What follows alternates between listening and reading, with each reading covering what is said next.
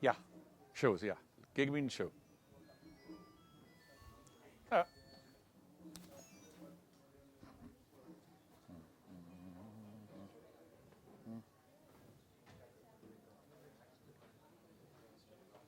uh,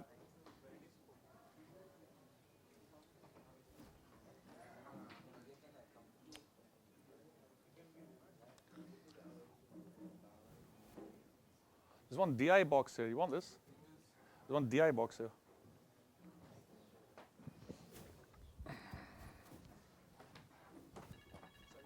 There's an empty DI box. Yeah. It's compulsory now.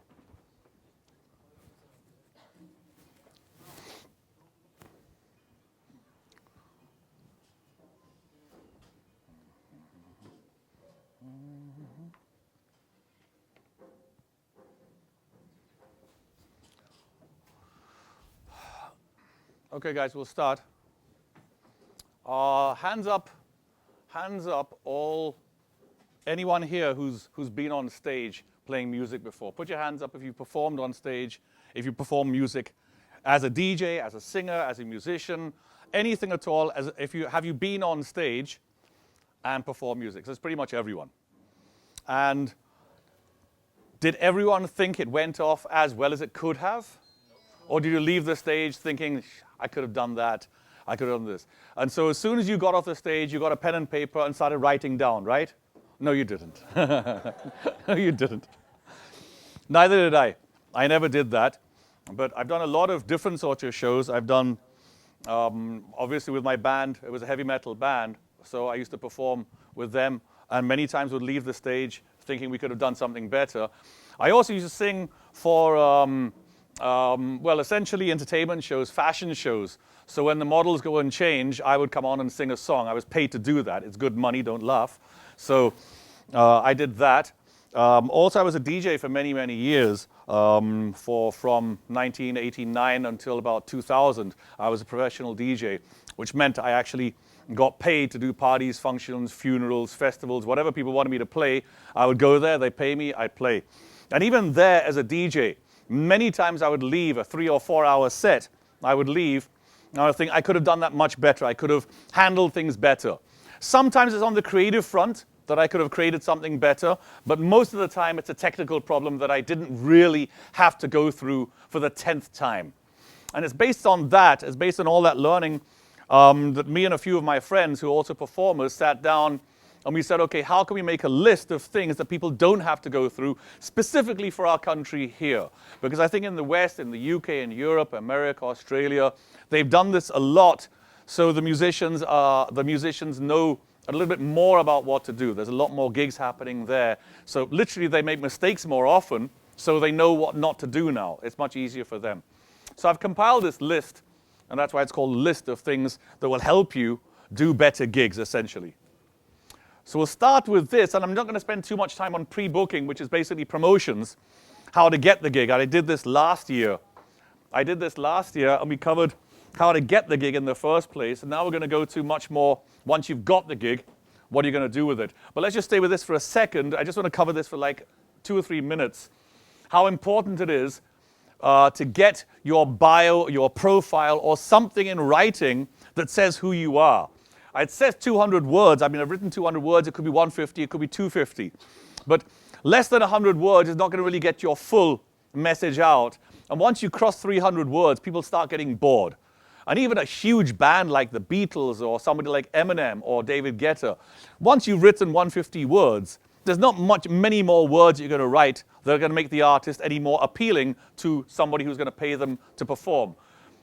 The person who's going to pay them is the promoter. So what we're looking at is getting some material out there that will help you get the shows. So 200 words roughly to say who you are, and it should be written in a story. You can literally start once upon a time there was a band, and then write your story. Before you send it out, delete that once upon a time. It just helps you put it in the context that you're writing a story, and it just helps you trick you into that. What a lot of bands and artists are doing today, instead of writing it out, they're making a video.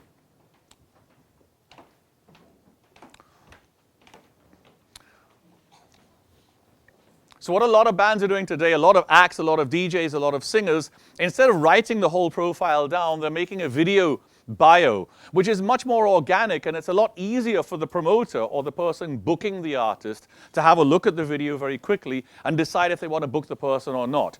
I could write almost anything about myself, but if I'm saying it to a camera, it's a little tougher to bullshit. It's a little tougher to tell something that isn't true. If I'm in front of a camera, I'll be telling the truth. More importantly, somebody who's going to book me as a DJ or as a singer or as a performer, if they see me on video speaking, they can see if I'm good or not.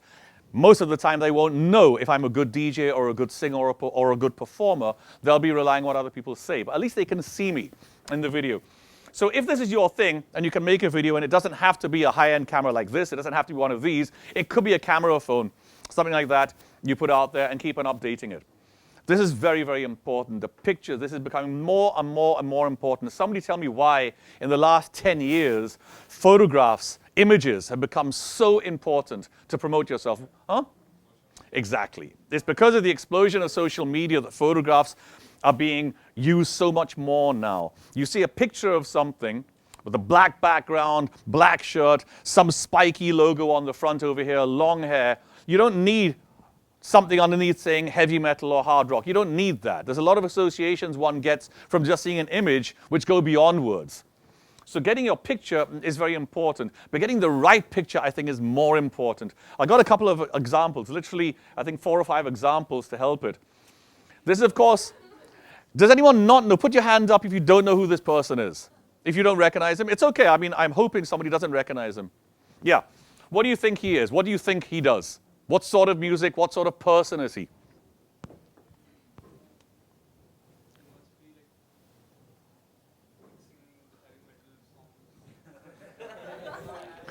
That's exactly what he does. He's a thief. He's a weed-smoking hip-hop artist, but weed is very important to him, so that's central to his entire personality. He puts it right out there in a picture. Another example, a little older, from the 70s, a band called ABBA. Now, if you look at them, they got a color white. White is the color of happiness, of peace, of tranquility, and that's exactly what they were. They were a band for the mamas and papas. They weren't a heavy, heavy pop, aggressive band.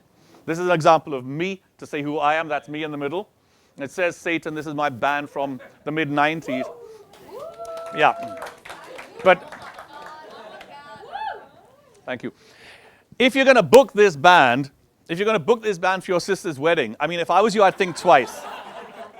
You get my point. I don't need to say anything. Okay, I am saying Satan here, but the point is, if you just look at the band and somebody says, let's book this band, you'll be the one saying, no one's going to dance to these guys unless they're on something. This guy, again, you want to book this guy, what sort of music is he going to do? I'm not talking about the idea of him playing reggae or ska or hip-hop or anything. I'm talking about his attitude on stage. You could just look at this performer and know that he's passionate about his music. I mean, it's Bob Marley. We don't have to say that. These guys, I think, are awesome. And this particular picture I love so much. You see so many band pictures with maybe the lead singer posing in the front and then another 4 guys standing like this. And that's the picture. That's the picture. After a long time, I'm seeing a picture with 4 guys in a band, and each one has a story. You got the madman over here, an even madder person here, completely insane over here, and this guy's wondering what he's doing with these 3 guys. But the point is, it's a clear-cut story. It is not just a photograph of the guys.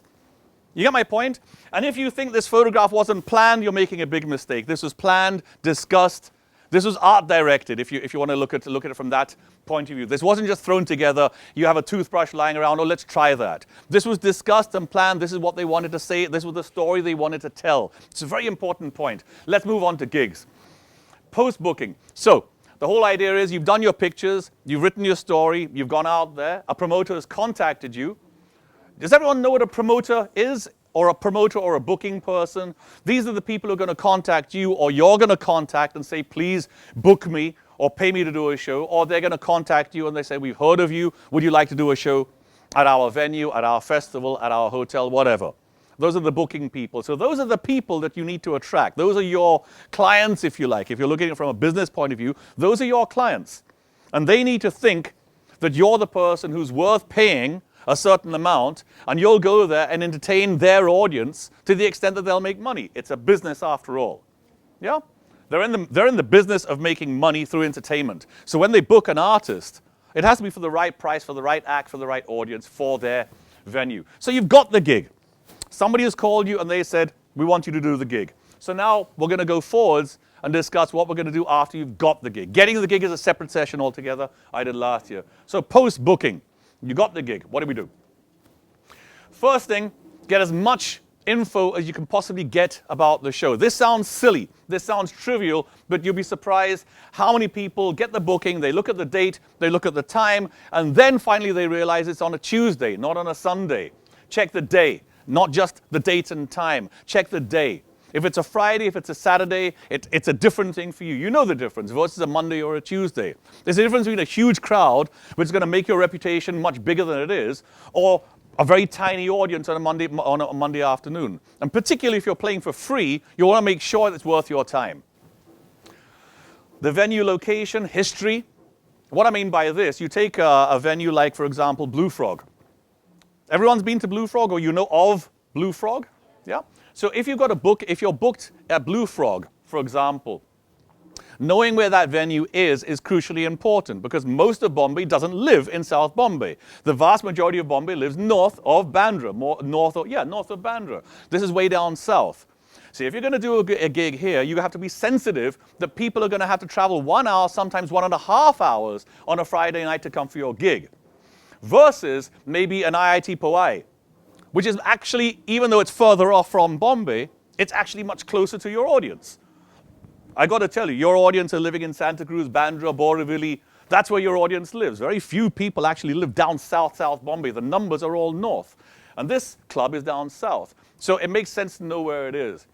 The history of the crowd size and the background of the audiences that go there. If you're a punk band, for example, everyone familiar with punk? Yeah, it's a heavy sort of fun music. So if you're a punk band and you're booked to play at Blue Frog, if I was you, I'd think very, very clearly, is that the venue you actually want to play at? If you're getting paid, even if you're getting paid, you have to consider, is this something I want to do for my career? You can't look at it, how much? 25 grand? I'll take it. What if you go there and being Blue Frog, being the price of the beer over there, it's $450, $500 a beer. For a punk band, an audience for a punk band, they're going to say $500, I'll take 10. That's not the audience. Blue Frog sell the expensive whiskeys, the scotches and stuff. That's where they make their money from. I'm not putting the club down or up. I'm saying that is the status of the club. There are other clubs in Bombay with much cheaper beer, which are much more accessible, both distance-wise and price-wise, to an audience for a punk rock band. So get to know where the venue is, what sort of venue it is, and what sort of audiences go there. If you take a venue, for example, like Hard Rock Cafe, for example. Hard Rock Cafe, if you've never been there and you get booked to play at Hard Rock, it sounds really exciting. I'm going to play at Hard Rock. What's it called? Hard Rock Cafe. When you get there, you realize it's much less hard rock, much more cafe. It's not the best place to perform at. It's not the best place, but look at it on paper. You tell people I'm booked to play at Hard Rock Cafe, it's a triumphant day for you. But the reality of it is, for a punk band, it really may not work out. And if it's going to work out, you're going to have to make sure, you engineer to make sure it works out. Hence, I say, find out as much information as possible. The venue plan, what I mean by that, again, we come back to Hard Rock. Everyone's been to Andheri Hard Rock or the other Hard Rock down here in Worli. They're both very different venues. One, the stage is like up there, and the other one, the stage is just a step. They're two very different venues, and this is has a remarkably big impact on the performance and the success of the performance. I'm not saying a high stage or a low stage is better. What I am saying, if you know it's a high stage or a low stage, you can plan for that. Do you understand what I'm saying? Do you get the point? Knowledge is key here. The more information you get, the better. In fact, it's a habit that I did, especially when I had nothing better to do, when I was singing for Millennium. Any gig that we got, I made it a point, as long as I was there the night before, wherever we were playing, go to the venue the night before and see it without any people, preferably in the middle of the night. Have a look at what it's like. Just get a feel. If there's a stage there for me to climb onto, many times I'd actually go on this stage and picture what it's going to be like. Just feel what it's going to be like. Just literally get a feel for the stage. It's somewhere you're going to be spending 1 hour, 2 hours. If you're a DJ, 3 or 4 hours. If you're a punk band, maybe 25, 30 minutes. But it's a place where you're going to be spending some time, and it's very, very important to you. Get a feel for it, if you can possibly get a feel for it. What is a seating arrangement? Where's the console? The console in some clubs, there's a Blue Frog in Pune. And the console is a little bit off the center in a corner somewhere. In fact, you can hardly see it. It's not in the traditional dead center of the venue. Again, these things are important. As much information as possible you can get. Okay, so you're on a show. You got booked for a show. You're not going to be the only band. Even if you're headlining the gig, it's unlikely you'll be the only band playing. So who are the other bands? Who are the other acts playing at that venue? And what reputation do these bands have? Again, with my band, the various places we played, sometimes we get an amazing reception, and sometimes, even in the later years when people knew what heavy metal was, we'd go up on stage and people would be staring at us wondering what's going on. This all goes to show that if the other bands playing on the lineup were also heavy metal bands like my band was, you're going to get some sort of audience that's homogenous, some sort of audience that knows, okay, we're going to see 2 or 3 heavy metal hard rock bands. But if the band playing before me or after me was a pop act or a non-English act, then we're going to get a different audience. Now that will affect my set list. That would affect the songs I'm going to do. That would affect the entire performance. That's just one example. What if it's a bigger band playing before me? Even if I'm headlining, even if my band is headlining, if there's a band playing before me that's bigger, I'm definitely going to change my set list. I'm not going to start the set with my usual 5-minute intro with the smoke on the stage and me standing there like this with the lights behind me. I'm not going to do that. I'm going to come out, jump out on stage and say something absurdly stupid and vulgar to get everyone's attention, make them forget about the other band. You get the point? This requires planning and forethought. You can't plan for this unless you know, again I say, as much info as you can possibly get. And also, if you are headlining, if you're not headlining rather, if you're opening for an act, if you're opening for a much bigger act, do they attract the same audience that you do? If you're a DJ, if you're playing reggae or ska, if you're a hip-hop artist, you're playing with other similar sort of acts, you're going to get an audience that's going somewhere. Again, plan your set for that audience. Versus playing a college festival or something where you don't know anything before or after. If that's the case and it's unknown, at least you know that it's unknown. At least you know that you don't know what sort of audience you're going to expect in terms of number, in terms of quality, in terms of crowd response. If you don't know, you don't know, but at least you've tried to find out. Not knowing can sometimes help because then you'll have alternatives on stage. You literally have set A, set list A, set list B. You know what a set list? A set list is? It's your show flow, your song orders, etc. I have I'll show you one a little later and how useful it can be. So you'll alter that depending on what reaction you want to get from the audience based on what the band before and the band coming after you is going to be. Is this clear? Nature of the gig. If it's a free gig, if you go for a free gig, you're much less likely to be critical of the artist. Isn't this the case? Yeah? If you come to my place for a party and I invite you, and you have my booze and my food and whatever else is on offer and we have a good time, you're going to have a good time. Now, if I charge you for it, if I say, give me $1,000 to come for my party, now you'll start criticizing, what sort of beer do you have? Nah, that's not good. What's the food? What's the menu like? Who else is going to be there? What's the seating arrangement like? Psychologically, it's a huge difference from going to a free gig, paying $100 or paying 2,500 rupees. There's a big difference in psychologically. It's a big psychological difference on the expectation of that audience member. And again, that's going to affect your set. That's going to affect your set dramatically. Literally, if you're a prog rock band, for example, if you're a prog rock band, you play long songs, long musical passages, very complicated music. Now, if you're playing that to a free audience, normally prog rock bands play for audiences standing like, what's going on stage? What is this nonsense? Normally. If it's a free audience, it's acceptable, it's understandable. But if it's a paid audience, that audience can turn against you. And if you're a prog rock band playing for an audience that's paid $500 each to come and sit there and see you, you really have to consider your set list. Maybe, and I'm not suggesting it, but if I was doing it, I'd include a cover or two. A really interesting cover. So at least I have some connection rather than playing 100% originals. But then if I'm paying $500 to go see a prog rock band, maybe I'm into prog rock. Absolutely, absolutely. But then it goes back to the venue, the location, the bands before and after you. If you're a prog rock band and they paid to come for the gig, maybe there's an artist before or after you who's attracted the audience. But that's a good point. If they're paying $500 for a prog rock, it's just quite cheap for a prog rock band. But if they're paying for it, then they know what to expect. All I'm saying is get the information. Get the information as much as possible. I would say that like this might not be the case always, but mostly this prog rock has a very limited audience. Prog rock bands are usually the opening bands for a bigger act, at least in India. It's an example. It's an example. I mean, I get what you're saying. Right. Tech Rider. Everyone knows what a Tech Rider is? Somebody tell me what a Tech Rider is. The list of equipment and service that you need. The list of anything and everything. Everything which you need.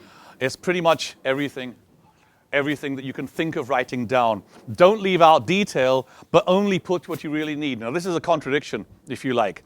Don't leave out any detail. But obviously, you're going to leave out some details. The color of your socks is not important. It's not important. But if you want a carpet on the stage, and many artists do want a carpet on the stage, then put it in the Tech Rider. It should not be 2,000 pages long.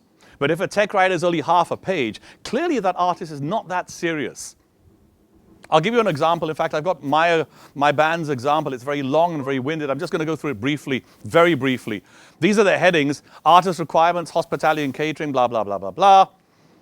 Payments, where's payments? There it is, payment detail number 7. I'm happy to give this out to anyone who wants a copy of this, because it's just too long, it's just too detailed to go through. But it does cover everything. And there's stuff edited. Yeah. It's an old one. It's from 2013, but it still works.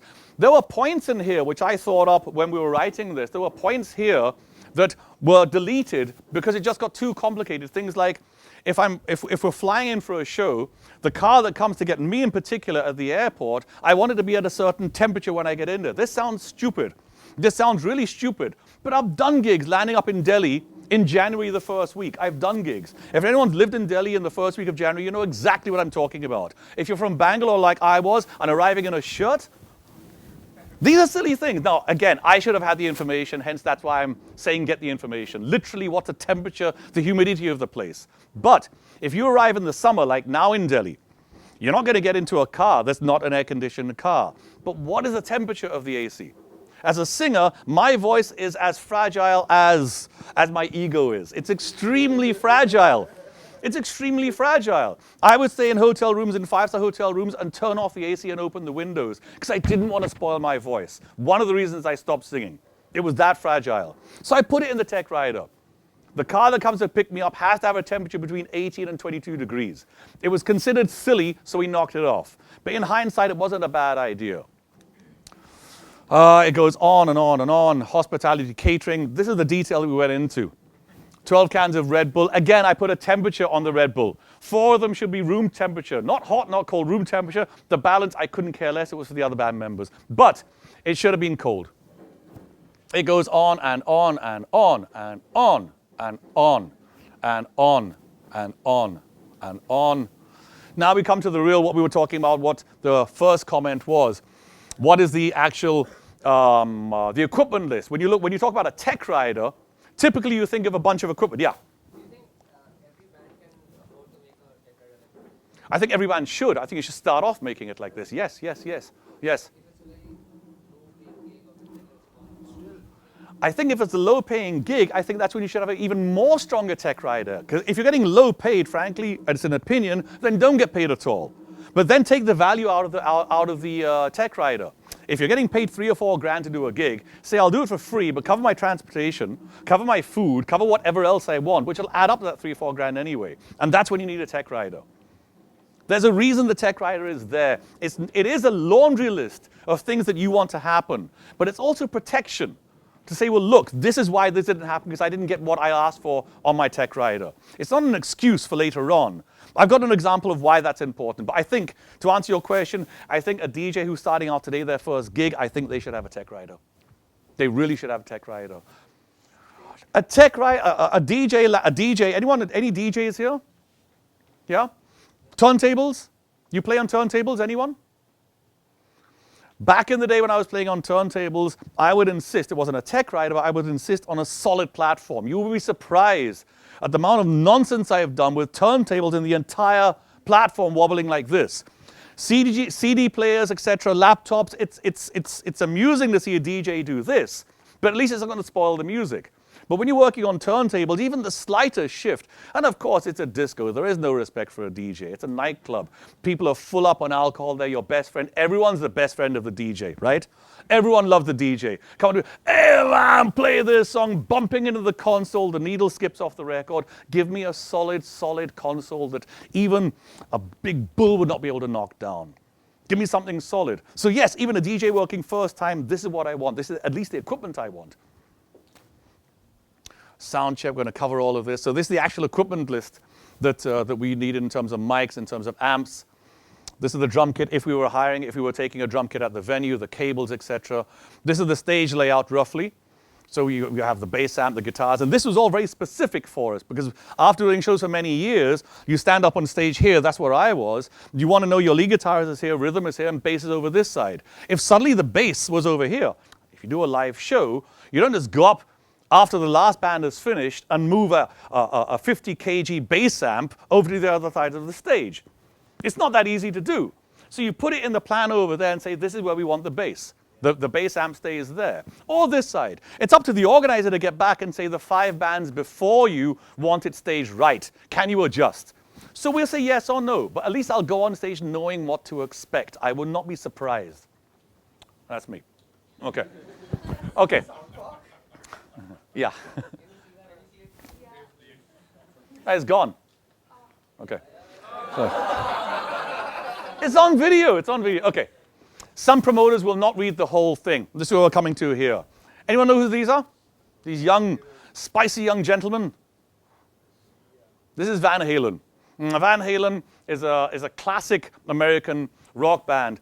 They had a story of, they had a really thick, They had a really thick Tech Rider, which covered all the detail that I showed you in the Millennium Tech Rider and a lot more. They were doing considerably larger shows with much bigger crews, much larger audiences on a much more regular basis. Somewhere buried in a 75-page Tech Rider was, just as Kunal was saying, backstage in the green room, they wanted certain things, some beer, soft drinks, snacks, etc. In those snacks, they put M&Ms. M&Ms are like gems, okay? And they say M&Ms, but we do not want any brown M&Ms. And it's a serious legal document. The Tech Rider is not it's a serious legal document. So that meant somebody had to go backstage, pour all the M&Ms in there, and take out all the brown ones. And I'm like, why are you doing this? It's silly. It's silly. One day they asked David Lee Roth. This is David Lee Roth. They asked him, why do you do this? And he said, I'll tell you why. We want to make sure people have at least read the Tech Rider. If they don't follow it, that's fine. We can manage that later. We want to make sure they've read the damn things. He didn't have to ask the promoter, did you read the Tech Rider? Obviously, the promoter's going to say, yeah, I read it last night before sleeping.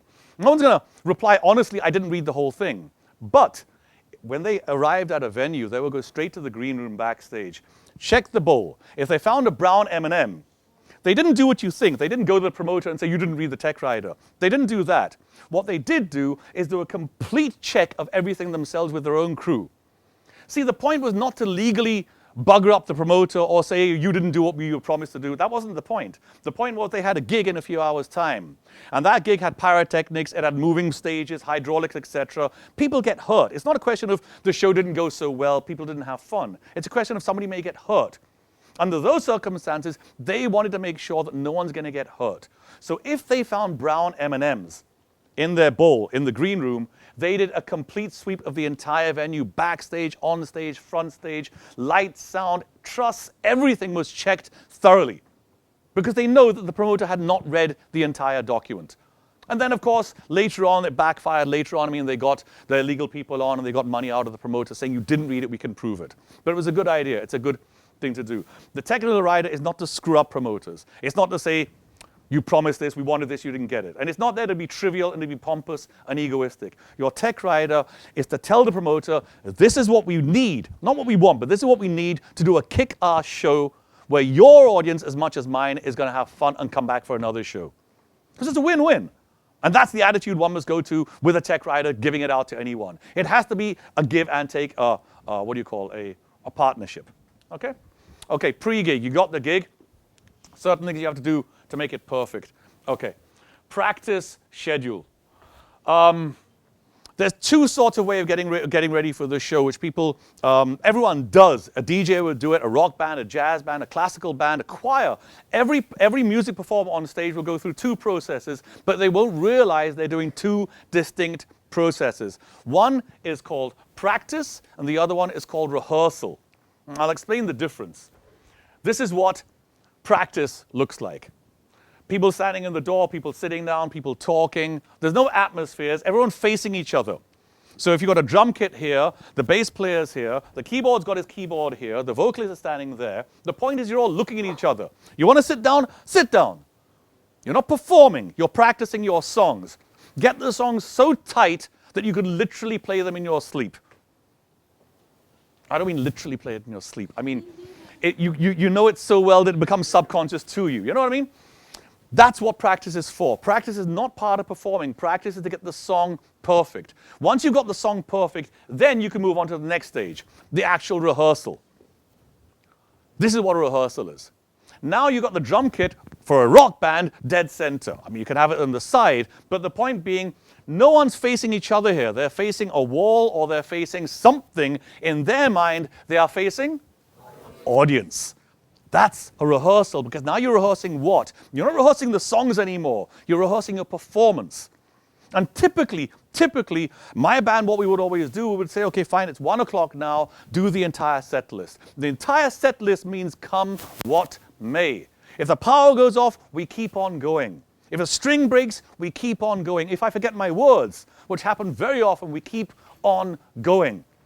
That's how you practice not only playing your songs, but rehearsing the gig. And not only the gig that goes well, but a gig that goes wrong. If you rehearse the wrong, what can go bad in rehearsal, then you can be ready for it. Your string breaks. Guitarist strings break. I mean, they're going to break. How long? Who's the quickest person at changing a string? 5 minutes? 3 minutes? 3 minutes that's how long it takes to kill a really, really good show. I mean, this is a performance we're talking about. This is not college anymore. This is not a college gig where you land up on stage, ding, ding, ding, ding, ding, hello, check, we're ready. Okay, fine. We're going to do a Deep Purple cover. This is called Smoke on the Water. This is not that anymore. People want to see you. This is your opportunity to shine, to build your career one step further than yesterday. And as such, it requires you to know what can go wrong. If your guitar string breaks, and it will break, you can have another spare guitar. But having that spare guitar is not enough. That guitar has to be in tune. Not just in tune, but the band's tune.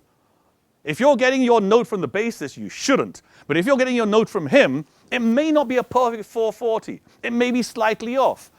Now, should everyone tune to this new guitar, or this new guitar be tuned to the band? Obviously, the new guitar should be tuned to the band. It sounds silly. It sounds really silly and really trivial. It sounds like fourth standard. But you'd be surprised how many people just don't get this. So in the middle of a really good show, suddenly the string breaks. Just give me 1 minute. Guys, just 1 minute. We'll just change this. Yeah. You're losing it. We'll come to the overall flow of how a show is structured, the anatomy of a concert. We'll come to that. But you'll see in the anatomy of a concert, anatomy means the body of a concert. In a concert, you will have the heart, you will have the mind, you will have the lungs. That's all part of the concert. It's like a story. It's like a good film. If you see films, feature films, there's 3 parts in a feature film. Introducing who you are and the story and the plot, then the actual tactics, the technical part of the story, and then right at the end, the resolution. It's exactly the same for any good concert. Anyway, we'll come to that. So, rehearsal. This is rehearsal, and this, if I can get it back, this is practice. Everyone facing each other. Stopping in the middle of a song, wait, can we do that again? Let me do this. Why don't we put 2 bars there? Why don't you stop there and I'll just sing by myself? This is when you do that. This is when you do that. When you're here jamming it out, the last thing you want to do is say, guys, wait a second. I've got a better name for the song. Let me change the song name. Why don't we just have bass there without the rhythm guitar? This should have been done 1 week before in practice. This is rehearsal. You're rehearsing a gig here. And in this rehearsal, I'm saying it for a second time, I know I'm repeating myself, but in the rehearsal, you are not rehearsing songs, you are rehearsing what? A performance. It's a performance. The performance has songs in it. But these guys aren't just doing songs. They look dorky, I must admit, but the point is they are trying to entertain. When you're sitting playing guitar, when you're sitting playing keyboards and singing, there's no effort to entertain anyone. You get my point? It's just a skeleton that you're putting in there. It's just one song here. Many vocalists, me included, would never sing the full blast, especially a week before a gig. We'll take it an octave down and just give a guide vocal for the band. But even then, you can do this. You can jam it all out. Many rock vocalists, many vocalists using a lot of range, you don't want to sing 2 or 3 days before the show. You want to pump it all out, as long as you know you can do it. And the reason you know you can do it is where you've done it before in practice. So you know you can sing. Last week you got it. Now rehearse. And in rehearsal, you want to sing an octave lower? Do it. Okay? Set list. This is a set list I found online from, I think it's Slash. It's Slash. Now, these lines are critical. Normally, you'll put your set list on your monitor. A DJ will have it on the table. Maybe you keep it on the floor and tape it there. But you do need to fix it there. You do need to tape it there. And somebody writing out a set list with pen and paper and putting it there, get real. It has to be printed out on big paper. Was it B4, B3, those big papers? That's what you want a set list on. If you've ever been at NH7 or any festival, actually any gig at all, that's not when you say, oh, where can I get a printout? You go to the Xerox shop, you go to the photocopy shop, he don't have change. There'll be some guy before you who wants to get his passport done. It's not getting perfect. 10 minutes later, you're sitting there in the sun. The machine's broken down. They say, go to another one down the road. You're wasting your time. Get these printouts done way before the show itself. In fact, you should get the set list made during your practice. You're not practicing your set list in practice, but in practice, you're making the set list. You know which songs are feeling great for the beginning. You know which song you want to close the show with. Now structure the middle of the show. These lines here, they simply mean that that's when the vocalist will take over talking to the audience. And that could be for an indefinite period of time. I don't mean for an hour, but it could be just a few seconds, or it could be 3 or 4 or even 5, 6 minutes while the vocalist is talking to the audience. Of course, DJs won't have this problem, but almost any other performance would have to go through this. This is also where the tuning's changing. Yeah. These clapped up the songs in different tunings. He's changing the guitars. Those words are his guitars.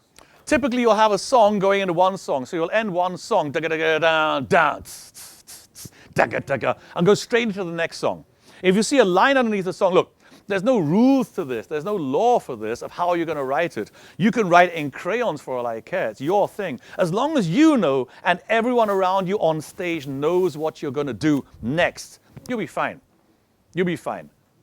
You can write it any way you want, but you do have to know which songs are going back to back, which song is going to be free, which song is going to be started with the vocalist talking, and then how is the vocalist going to go back into the song? This is where rehearsal comes in. If you rehearse this, then you know what you're doing. You know, you go up on stage and you say, which song? Okay, yeah, I'll play, okay, that song. Okay, who's starting? You start. The audience hates this. It's called, there's a word for it, when band members talk to each other and they laugh at each other, they have these giggles, especially when something is going wrong or clearly they're just questioning what we're going to do. I mean, if you're playing a guitar solo and you go up to the singer and you say, yeah, man, you share a joke, that's fine, it's part of the performance. But when it looks like you don't know what you're doing, and you talk to another band member, and you discuss something, and you say, okay, fine. There's a word for it. The word is a nasty word. It's called incest. I use the word incest because what's going on stage is fun for these guys, but no one else gets it. It's a family thing. I didn't expect you to laugh, but you get my point. It's just not nice. Think about it. Think about the bands you've seen when they start talking to each other. You start talking to the person next to you and make polite conversation because you feel awkward. They're talking to each other now. You know, it's not an entertaining thing anymore for the audience. I'm looking at the band. They're talking to each other. I'm feeling like, okay, shall I go now? Do you want me to leave? You know, that's the way an audience member feels when the guys on stage are talking to each other. So this has to be cut down. How you start the songs. You can have a drummer going click, click, click. You could have a guy shouting out 1, 2, 3, 4 like the Ramones. Or you can just look at each other, nod, and off you go.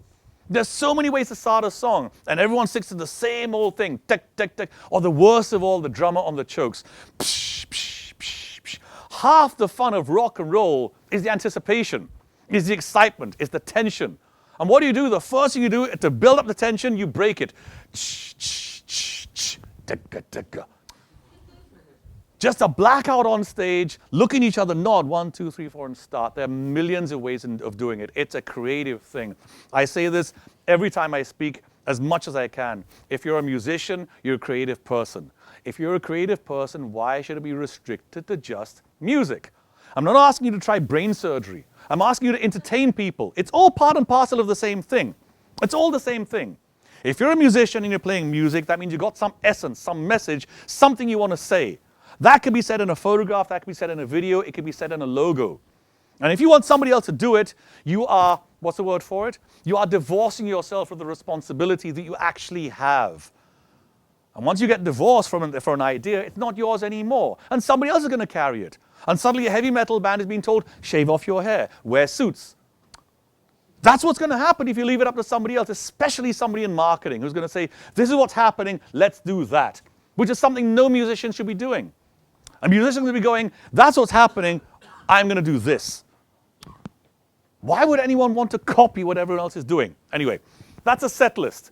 It has to be made during the practice session before your rehearsal. Once you get to rehearsal, you can always change it. That's what rehearsal is for. Two songs sometimes just don't go together back to back. Maybe it's a key problem, a tempo problem. Maybe the bassist has to do something or they have to change something. It just doesn't work. But that's exactly why you rehearse the show.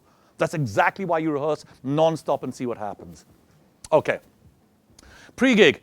It's a list of things that you do before the gig, just before the gig, and this is from the management side. Most bands won't have a manager at this stage, so you have to do it yourself, but it still has to be done. It comes under management, but it still has to be done.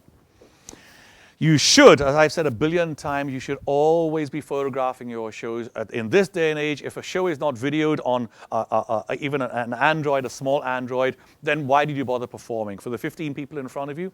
It's not worth it. You do 15 gigs a year, which is not bad. If you've got small videos of all of them, at the end of the year, you will have enough material for one solid video. 15 different shows, imagine it. Even if you take a picture of you, a selfie of you, looking at the audience 15 times in that year, that's enough for half a video alone. Think about it. And I'm not saying buy a Canon Mark III 5D something. I'm not saying buy that and all the lenses that come with it. You just need a simple camera phone. Or just hire me. Okay, could just hire. You could do that, definitely. And if you're hiring him, make sure you're getting permission to get him into the venue. It sounds silly. 5 guys on the band plus a manager. Everyone's walking in there. The cameraman's coming carrying cameras and stuff. And the security says, who's this guy? He says, no, he's with us. No, but what do you mean with us? A lot of venues will not allow you open heart to come and shoot in their venue, let alone video it. They just won't allow you. But if you take permission, very few venues are going to say no, but you have to take permission for it. And when is this going to happen? 5 minutes before the sound check? No. A week before the show. It's not that difficult. Your guest list. If you're going to do a show in Hard Rock Cafe, the biggest bargaining chip you have, if it's a ticketed event, is to get complimentary passes. There's many sorts of complimentary passes. But the easiest one is when you pay to get in. It's not a cover charge or part cover, part entry. You know what I mean? A cover, everyone knows what a cover charge is. $1,000 you give and you get $1,000 of food or booze, whatever you want. Maybe $1,000 and 500 is cover, 500 is entry. Yeah? So for things like this, you need a guest list. Why would you want a guest list? If it's a free show and you invite all your friends, forget about friends, but you invite a whole bunch of people on Facebook, they're going to say it's a free gig, maybe it won't have any value. But if it's a ticketed gig for $500, the venue is not going to lose anything by giving you 20 passes. In fact, they'll guarantee 20 people will be there. That's when you have to get your guest list ready. And it is a list of people. Your drummer will come. It's always the drummer. The last minute, just before the sound check, I need 5 passes, 5 passes. I need 5 passes. Do you really want to have this on your head just before the sound check? 5 passes. It's asinine. It's unnecessary. It's avoidable, completely avoidable. Ask the band members, who are you going to bring? Who are you going to bring? Who are you going to bring? And get a list of it and give it to the promoter, the venue owner, the booking person. Make sure they know exactly who's going to come. I mean, they don't have everyone's names and stuff, but at least you know who's going to come. And if somebody asks for more passes, you can say categorically, that happened a week ago. That door has been closed a long time ago. You know when you do the show, you land up on stage and you're carrying your change for after the show, before the show, and what you're wearing right now. So you've got 2 bags. And you're not even a musician. You're carrying a bass guitar or a guitar. You're a vocalist. You've got 2 bags. During the show, right now, and after the show. So where do I leave these? That is not when you want to find out that there's nowhere for you to sit before and after the show. Again, this should happen before the show. Many venues will not give you a place to sit. They will not give you a green room backstage. They will not give you somewhere secure to leave your stuff. But some of them do, and they need you to ask them for it, to block it off, to say that's where I'm going to be. I did a show in Palace Grounds. It was a massive show many, many years ago. For some reason, I was carrying a large amount of cash, a filofax before smartphones. A filofax is like a file full of facts. It's like an address book and calendar and everything, but just papers basically. So photographs there. There was a brand new shirt. It was all in my bag. I left it. It wasn't backstage. It was just some place where everything else was kept. When I went back there, it was gone. It was a great show. I don't remember anything of it. I remember losing my stuff. That's all I remember. It was a horrible, horrible day. It took me a week to recover. It was awful. It was awful. Unnecessary. Completely unnecessary and unacceptable. Find out where you can leave your stuff. If there's nowhere there, make sure the car is close by. Make sure you can leave stuff in your car or somebody else's car.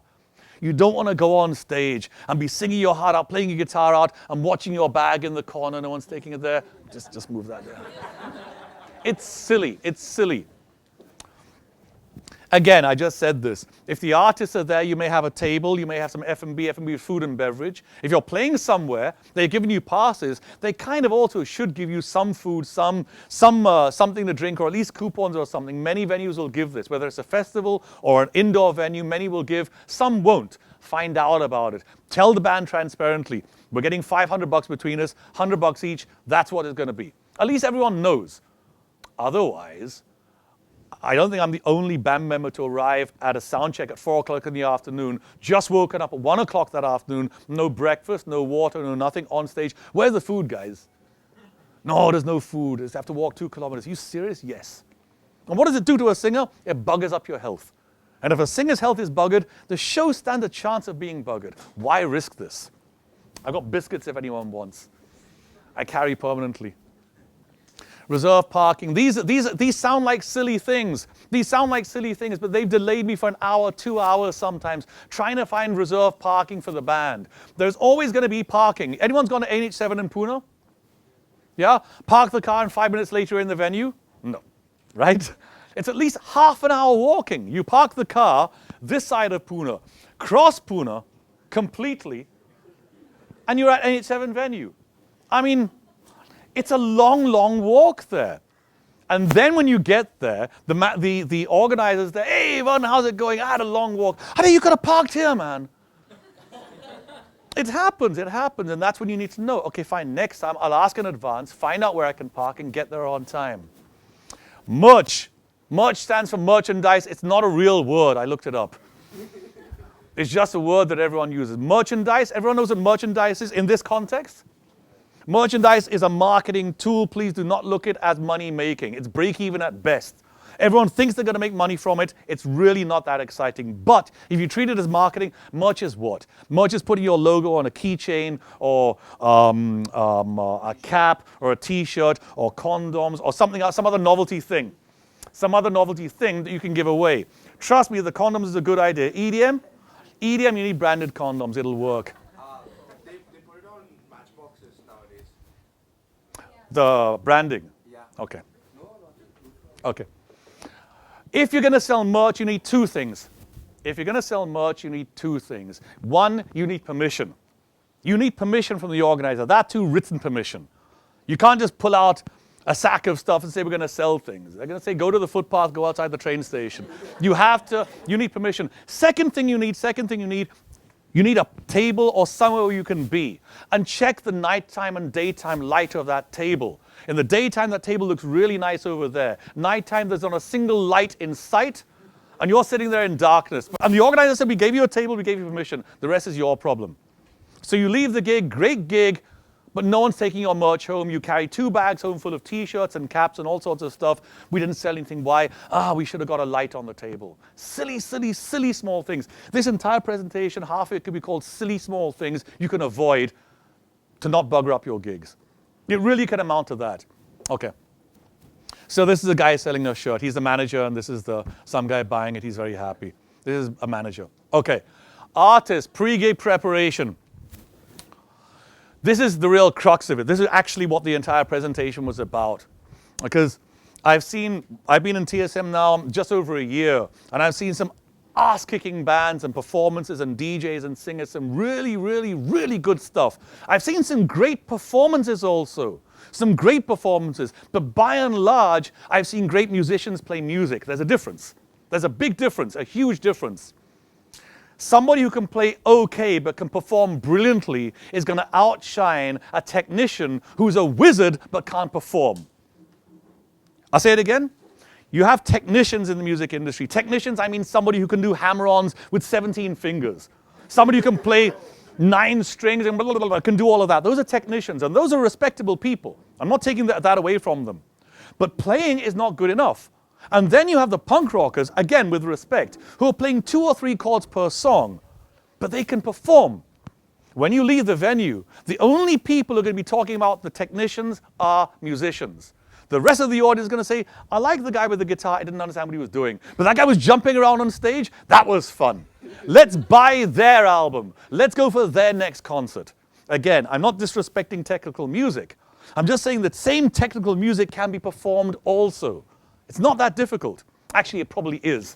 It probably is.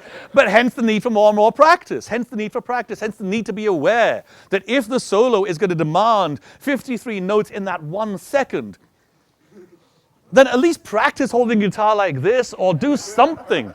I'm actually quite serious. If you practice it, it will happen on stage. But if the practice session is a guitarist sitting down like this, and he plays like an angel, on stage he's going to be like this. And the cameraman will be zooming in and out of the bass. So don't think for a second it's going to be picked up on the video. It won't be. It won't be. The bass player, by the way, is the guy with the big hat that everyone's talking about, that can't really play that well. And he's going, but he's got the camera on him because he decided the dress up will come there. Lights. I use the word gimmick here. Everyone hates the word gimmick. Everyone hates the word gimmick. Everyone hates it. But it's as much as part of the performance as musical ability. If you can play a song and you've written the song and you can perform it well, you don't need gimmicks all the time. But you kind of do need gimmicks sometime. Even bands like U2. U2 was at one point the biggest band in the world. They got the biggest audiences in the world. They had the most expensive tours in the world. The last tour they did, and I had a picture, but I didn't upload it. The last tour they did, they had a stage which was round, so the audience was all around them. For that, they had to build a custom like a stage and the lighting truss and the entire thing. And the entire PA rig was a quadraphonic sound. There were 4 stacks on all the 4 corners of the stage. It's a round stage. They built that. They built that stage. That's one of the most expensive gimmicks ever. It is still a gimmick. Just as it costs millions, and I mean many, many, many millions of dollars to make, doesn't mean that it's not a gimmick. It's a gimmick. U2, for God's sake. This is Edge. This is Bono. Do you really think they can't just stand in front and go 1, 2, 3, 4 and jam standing still? It'll be as entertaining as a multi-million-dollar rig if you're a fan of the band. But if you're not used to the band, you want something else. And that came in the shape of a multi-million-dollar rig, which was at the heart of it a gimmick. If a guitar player has a strap with a Mickey Mouse on it, that's a gimmick. If somebody's going to go on stage with a torn t-shirt, this is a gimmick. If somebody's going to dress like this on stage and play heavy metal, this is also a gimmick. It's a gimmick.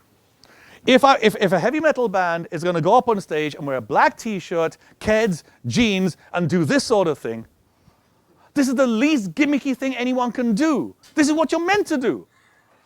This is what you've been trained to do. This is what we've been seeing for the last 25 years. This is what heavy metal do this.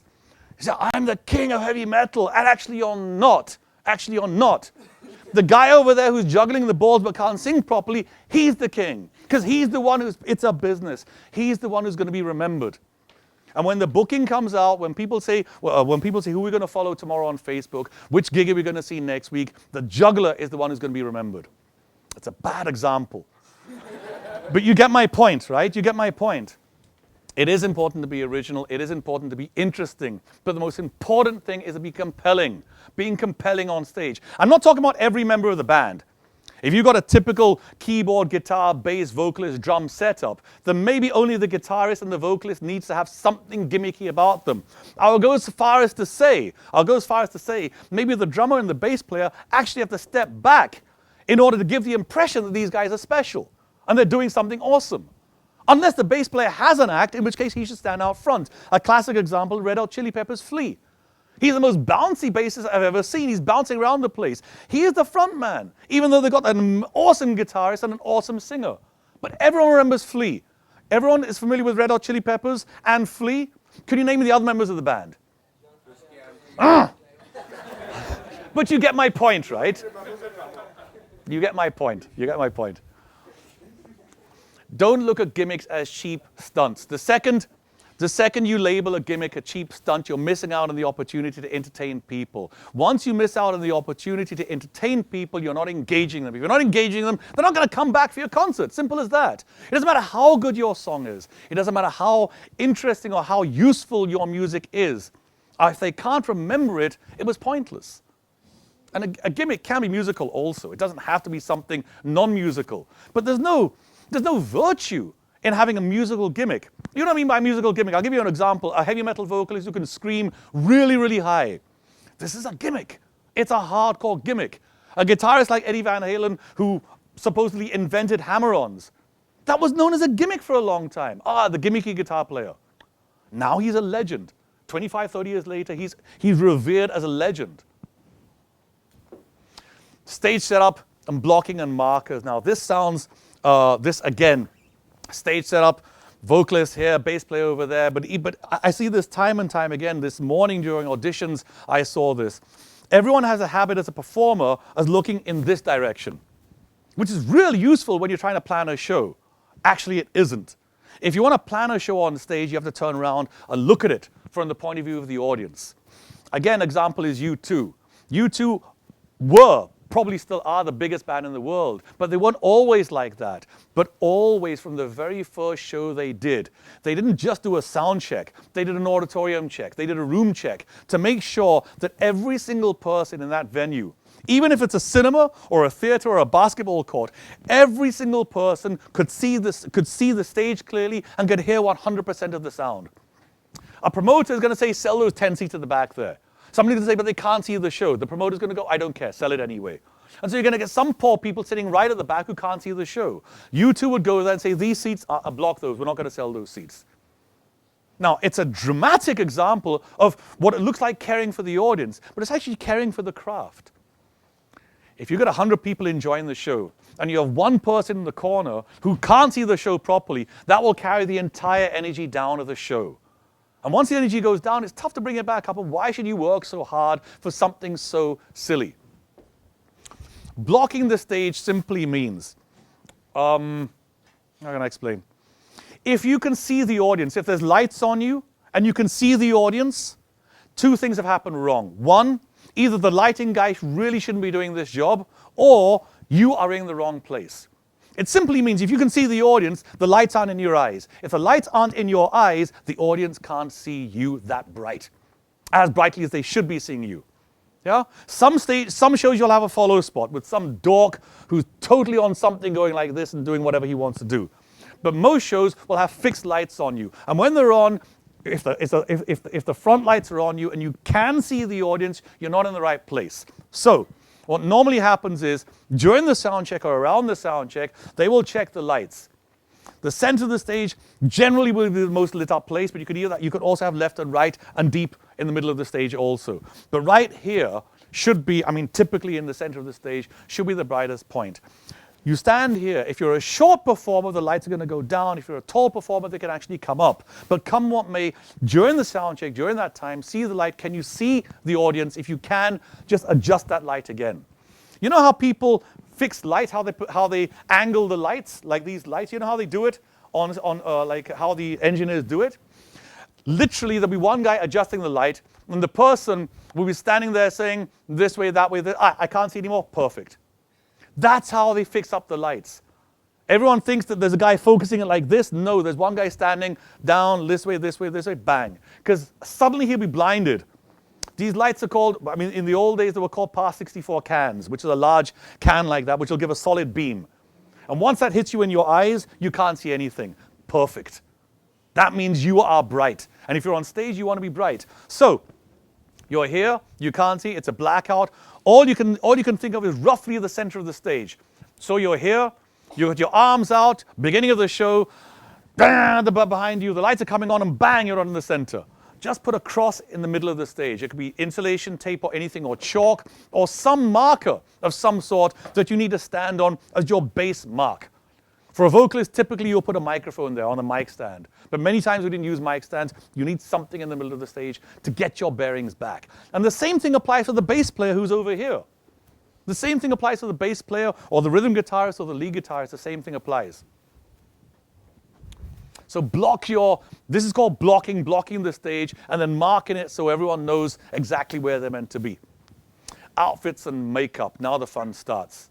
Now the serious fun starts. Has anyone heard of Kiss? There's a band called Kiss. Yeah? Anyone not heard of Kiss? Haven't heard of Kiss? No, it's fine. It's fine. I sincerely doubt if I show you pictures of this band Kiss, you're going to say, no, I've never seen these guys. I doubt it. They're iconic. They're the guys who painted us, they're completely white, and they painted stars and all sorts of things on their face. They've just got makeup. You wouldn't even recognize them on the street. They're full of makeup, this band Kiss. And frankly, I hadn't heard them. I hadn't even heard their music up until about 15 years ago. And the band is over 30 years old. But I knew of the band. Everyone knew of the band. Everyone knew of the band because I had this incredible makeup scene with them. Now, I'm not suggesting that anyone does that dramatic makeup unless you really want to or unless it works for your performance. What I am suggesting is that you understand that makeup can help you. It can take you places. Male or female makes little difference. Very few performers, professional performers, are going on stage these days without any makeup. Very few. Very, very few. Most people have some makeup. A lot of people have a lot of makeup. Makeup is technical. It's an art by itself. I don't expect musicians to understand or master it. Get somebody who does. Outfits, on the other hand, that's something we can all do. That is something that everyone can and really has to do. If you're performing in front of people, you cannot dress in the clothes that you wear on the streets unless that's part of your story. If you're a folk artist, if you're a folk musician, I can't think of any other musician who would actually be justified in wearing their street clothes on stage. I can't think of any. Rappers, but that's the whole point. A rapper would live the life. So they'll be wearing the baggy pants, the big shoes with wings on it and all that sort of thing. They'll be wearing that. So when they go on stage, it's not a costume, it's what they wear. It's what they wear. Boy bands are dressed up. That's a science. That's a science. That's what they would wear in, say, a high school, right? So That's the look that they have. That's the look that they have. But trust me, the boy bands who are being promoted and paid for by record labels, they have consultants who are consulting other consultants to find out exactly what these people should wear. What are the latest colors? What are the latest fashions? What are the latest trends? So when they go on stage, all of us are going, oh, that's a nice shirt. That's what we're going. That's nice or it's not nice. But the crowd who that boy band is actually trying to get is going to look at those guys and say, these guys are on top of it. They're totally up to date. Makeup and outfit is a subconscious thing a lot of the time. If you look at a heavy metal band again, go on stage, black t-shirt, blue jeans and Keds. It's okay. It worked fine in the 80s. It was getting boring in the 90s. By 2000s, it's the last thing a heavy metal band should wear. It makes no sense unless you're trying to say we are a band from the 90s.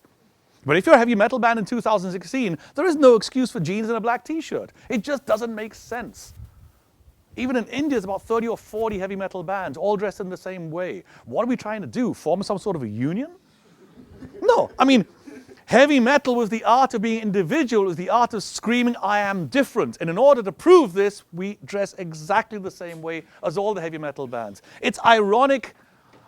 It's just purely ironic. Don't underestimate the importance of makeup and outfits. You start the show. You're just about to go on stage. The last band is finished, and you're going to go on. So we'll come to the sound check and the line check in a minute. But you're just about to go on, right? The last band is finished about 20 minutes ago, and it's totally silent. The audience is waiting for you to come on. You're about to go on stage, right? You come on stage, the lights come on you, down, you're a guitar hero, right? You're a rock and roll legend. It rarely happens like this, rarely. What normally happens, the last band is finished. The sound engineer, bless his heart, is going to play his favorite jazz recording. Full volume, full blast, full blast. Some saxophone, some trumpet, some singing is going to go on, and heavy metal is about to start. Is this working? Does it work for anyone? It doesn't work for anybody. I'm not blaming the sound engineer. It's not a conscious thing that they do, but it's going to happen that way. Another idea is that they play rock music. It's a rock show. Let's play rock. So they play Iron Maiden just before a heavy metal band. You can see how stupid this idea is, right? You can clearly see this is a bad idea. Now, it's going to happen unless you prevent it from happening. And the only way to prevent it from happening is giving the sound engineer, preferably your own guy, say, play this in between the show just before we're going on stage. Now, what you're going to want him to play, that's your choice. But I think it's worth half an hour of thought. I think it's worth some serious thought. And consider non-musical audio intros. Half an hour of birds chirping, or the sea, or the wind, or maybe some rumbling like an earthquake. Consider a newsroom chatter, or something else where there's a lot of noise which is associated with something else at a subconscious level. Does this make any sense? Not making any sense? My point is, just before you go on stage, you are going to try and take the audience from here to here, right? The audience has had a good time so far. They're down here. You want to take them with your performance up to here. But if they are here or here, you're going to have a much harder job doing it. So I'm saying forget about being at somebody's mercy that's going to take the audience here and here, and you take control and put the audience right down there. You see this all the time. The perfect example is in EDM. Because in EDM you have the drops and you have the pickups. Right? And everyone puts their hands up in the air like this, and then the kick drum comes in, and it builds up, and it builds up. And everyone on the floor, everyone there's got their hands up in the air as if some religious experience is going on. I'm not making fun of it. It works brilliantly. It works brilliantly. It works perfectly. And everyone knows where the beat's going to come back. Let it be drum and bass, let it be dubstep, let it be straightforward techno, house, whatever. Everyone knows. It's designed so everyone knows when the beat is going to come back. So you can see the flow, right? But that beat that comes back, even though it feels so good, is nothing unless you've had the down bit first. Does this make sense? It's a contrast, and you have to have the contrast. When you're going on stage, if it's an indoor place at night and the full lights are on you, and you go on stage in the brightness, and you walk on stage like anyone would walk on stage, like, yeah, okay, fine, get the mic ready, full lights are on you.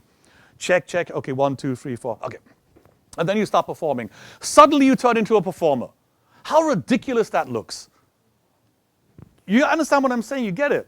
You're walking on in full light, you're walking on, the guys are plugging in their guitars, you grab the mic, check, check, check, okay, fine. And then suddenly you flick a switch and you become a rock performer. You could have done the whole thing in blackout. Just by having darkness and going on stage, or darkness in the venue, and it's not that tough to arrange as long as you can plan this in advance. Again, know the venue you're going to go in, know what sort of venue it is. Does the venue have a centralized lighting control system? Does it have a lighting designer? What lights does it have?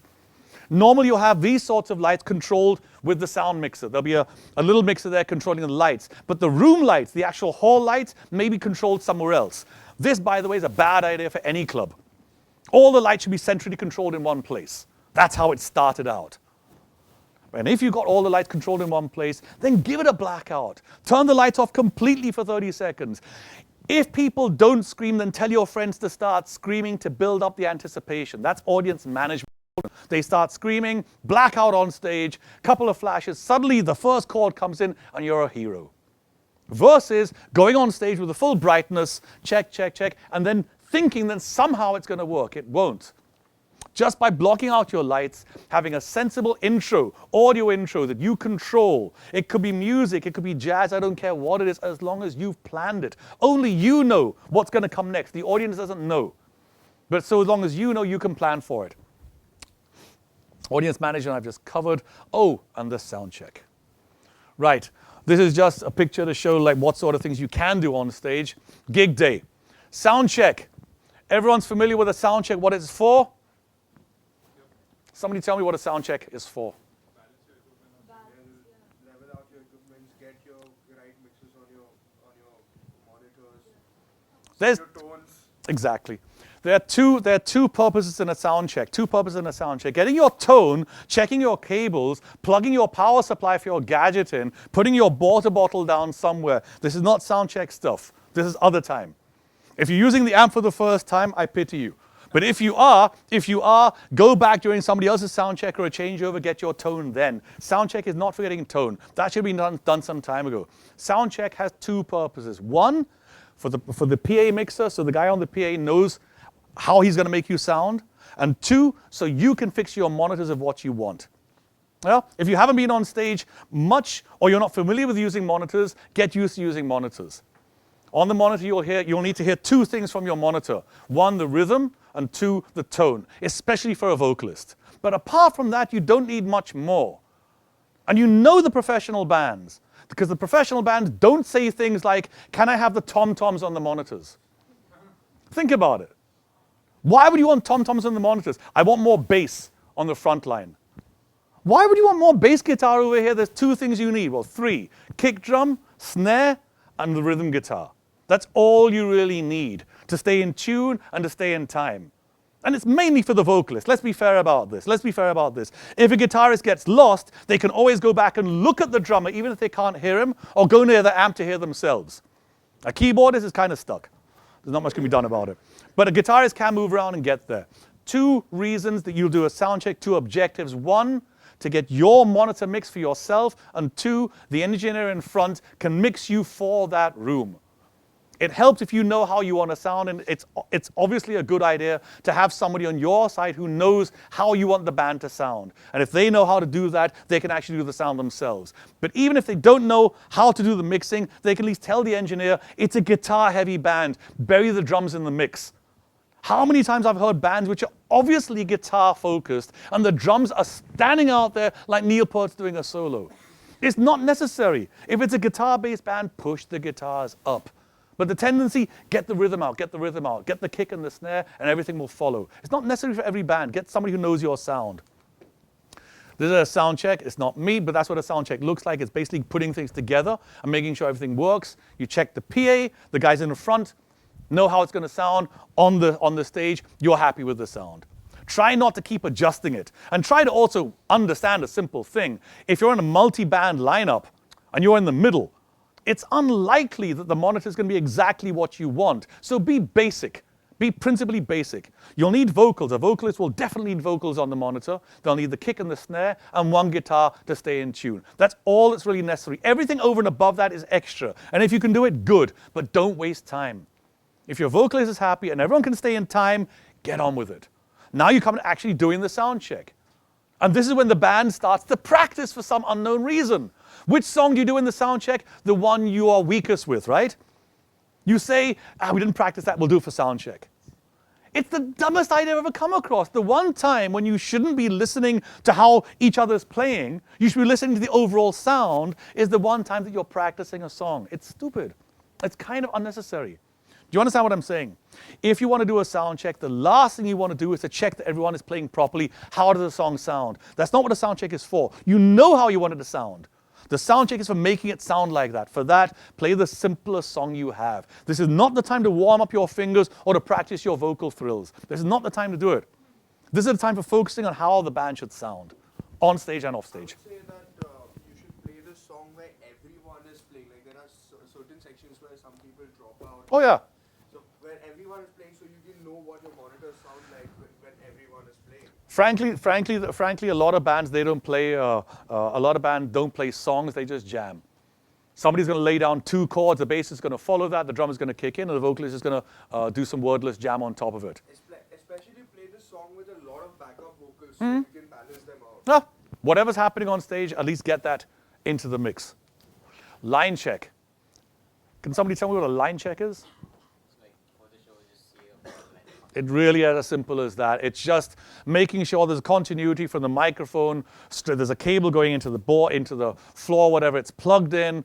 So typically the PA will be off, hopefully. The monitors could be on. And you just go check, okay, fine, that's done. The guitar done, and the audience can't hear it. So you don't actually have to go on stage and do things which I don't like very much, where you get a guitarist or a bassist going ding, ding, ding, ding, ding, ding, ding, ding, ding, ha, ha, ha, ha.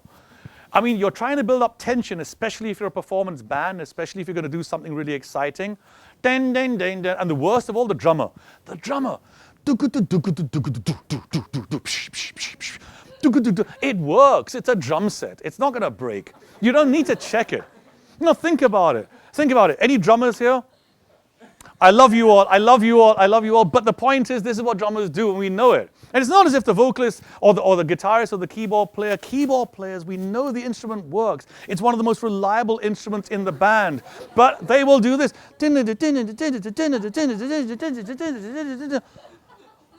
And that's when the engineer is telling the guitarist, just put that in, and the guitarist is trying to do his thing.